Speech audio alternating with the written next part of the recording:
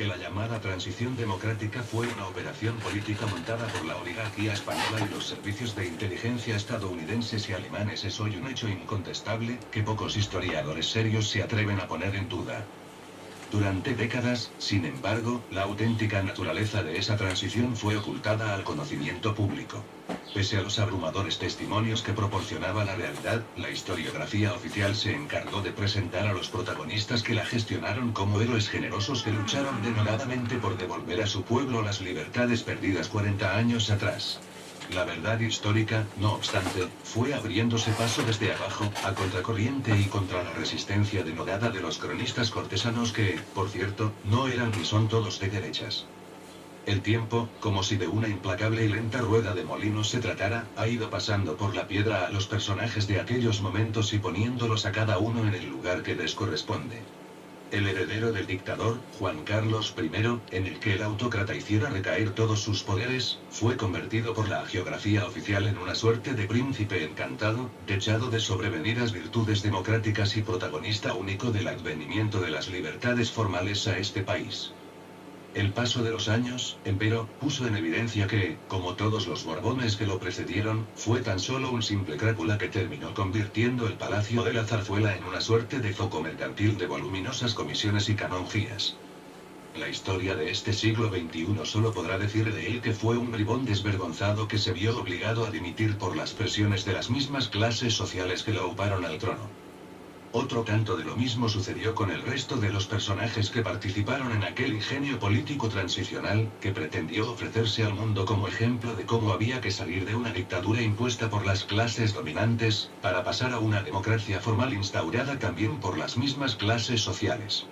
El relato histórico sobre aquella farsa, a la que el consenso entre las organizaciones de la izquierda y derecha convino en llamar transición democrática, ha acumulado en el curso de los últimos años una importante bibliografía. Entre estas valiosas aportaciones se encuentran los libros de Joan Garcés, Soberanos e Intervenidos, y Alfredo Grimaldos, Claves de la Transición 1973-1986. En ambos casos, las obras son el resultado de rigurosas investigaciones, que sin duda son hoy referencias obligadas a la hora de entender la naturaleza de aquel proceso político que tuvo lugar en la segunda mitad de la década de los 60. Tanto Garcés como Grimaldos, atendiendo a los datos recogidos en el curso de su trabajo, formularon la interpretación política e histórica que correspondía a aquellos acontecimientos. Breve biografía de un agente del espionaje militar. Pero hasta el momento presente no se había contado, que sepamos, con el testimonio directo de aquellos quienes, desde un puesto en la intendencia de aquella operación, escribían el guión para los personajes de guiñol que aparecían ante la luz pública como protagonistas en el escenario de aquellos acontecimientos. Ahora, desaparecido Adolfo Suárez y abdicado el Borbón, el enlace entre los servicios secretos españoles, la CIA estadounidense y el BND alemán, un general del ejército español, se ha decidido a hacer públicos los entresijos de la trastienda de la transición. Se trata del general Manuel Fernández Monzón Altolaguirre, adscrito a los mandos del Servicio de Inteligencia del Ejército Español, que en un libro de reciente edición, titulado El sueño de la transición, los militares y los servicios de inteligencia que la hicieron posible, describe interesantes pormenores de aquella fraudulenta operación política. El autor del libro, Fernández Monzón Altolaguirre, es un jefe del ejército cuyo perfil biográfico corresponde al arquetipo de las últimas generaciones de los militares de la dictadura, que no llegaron a participar en la guerra civil. Proveniente de una familia de militares que participaron en el golpe contra la República en 1936, Fernández Monzón Altolaguirre ingresó en la Academia General Militar en el año 1950. De acuerdo con los datos que proporciona en su libro, a partir de entonces su carrera militar estuvo estrechamente vinculada a los servicios de inteligencia del Ejército Español.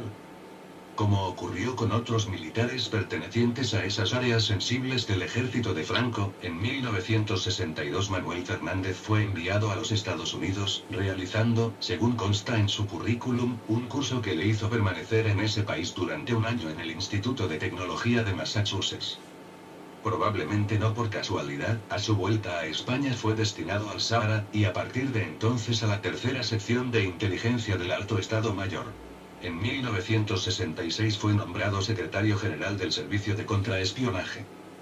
con cometidos muy concretos. Entre 1969 y 1970, el hoy general Fernández formó parte de un servicio internacional de inteligencia con el que operó en la antigua Unión Soviética.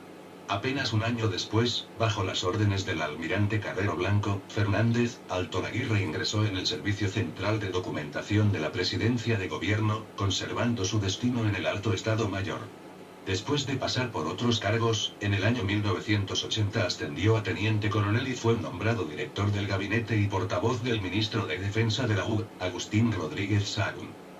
A partir de 1988 fue nombrado gobernador militar de Murcia y Cartagena, subdirector de la Escuela Superior del Ejército, jefe de la Escuela de Mandos Superiores, inspector jefe de la Policía Municipal de Madrid, con el Partido Popular. Finalmente, en el año 2001, bajo el gobierno de Aznar, realizó misiones de inteligencia de la OTAN nada menos que en Pakistán y Afganistán. Como podrá constatar el lector por estos datos biográficos, no se trata de un personaje de segunda fila en los servicios de la inteligencia militar española. Por el contrario, los puestos que ocupó en la jerarquía militar y el espionaje le permitieron jugar un papel de primer orden durante los convulsos años que siguieron a la muerte de Franco. Sin entrar en otras consideraciones, que posiblemente harían excesivamente extenso este artículo, nos hemos limitado a reproducir aquí unos pocos, pero significativos párrafos de la obra de Fernández Monzón Altonaguirre, que permitirán a aquellos que sientan curiosidad por este período histórico interpretar algunas de las claves que facilitaron a las clases sociales hegemónicas hurtar a los españoles la posibilidad de decidir su futuro. El rey y Adolfo Suárez fueron meras comparsas de un guión elaborado por la CIA. Para entender la realidad de Suárez y de la transición, escribe el general en su libro, hay que entender primero la pretransición. Y la película de la transición, el rey y su presidente gobierno Adolfo Suárez, fueron los magníficos actores protagonistas, pero no fueron en absoluto ni autores del guión, ni los productores, ni los directores.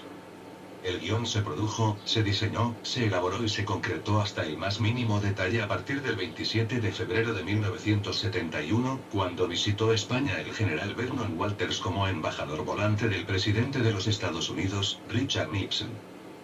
Walters fue a ver a Franco y en esa entrevista, según él mismo relataría, le dijo que Nixon tenía mucho interés en saber qué opinaba Franco sobre el Mediterráneo.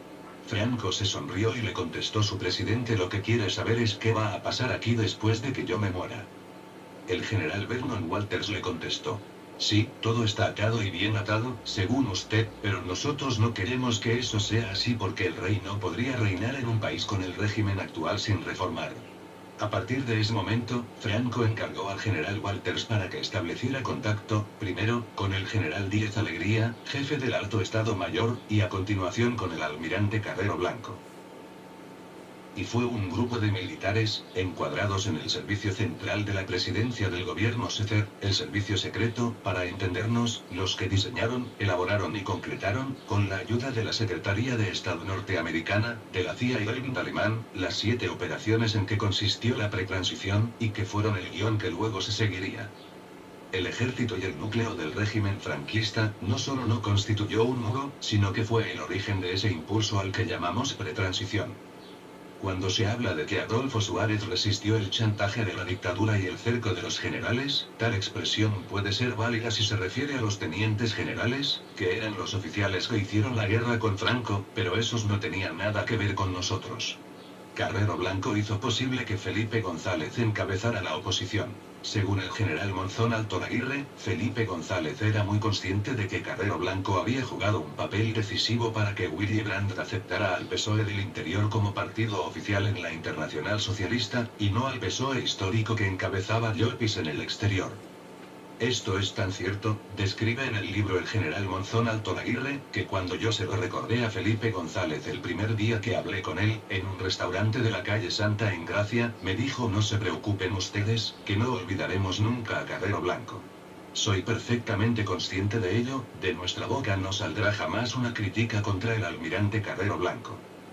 Y continúa diciendo el general, y lo ha cumplido, curiosamente, entre tanta barbarie de memoria histórica. Ha sido como si se respetara esa consigna. El contacto de Carrero con Gustav Heinemann, ministro alemán, se debía a que ambos habían sido ministros de la presidencial al mismo tiempo, y como los alemanes son todos nacionalistas, dígase lo que se quiera, los democristianos, y los socialdemócratas son alemanes por encima de todo, cuando Carrero le insinuó que había que favorecer a los de dentro, los del sector renovado en el caso del PSOE, Heinemann se lo comentó a Willy Brandt. A mí esto me lo dijo el propio Carrero. Y Felipe González estaba al cabo de la calle, no sé si porque a él se lo diría Willy Brandt. El general Monzón Alto Aguirre agrega como a la vuelta del Congreso de Suresnes, a Felipe González lo detienen en Sevilla, pero el jefe superior de policía recibió la orden tajante de la presidencia del gobierno de ponerlo en libertad inmediatamente. El jefe de policía sevillano, que estaba encantado de haber detenido al secretario general del PSOE clandestino, asombrado, lo tuvo que poner en libertad sin entender bien lo que estaba pasando. Aunque ya hacía un año que Carrero había muerto, González pudo viajar a Suresnes porque, a la ida, nadie le pidió al pasaporte, que tenía requisado, y a la vuelta solo fue retenido unas horas.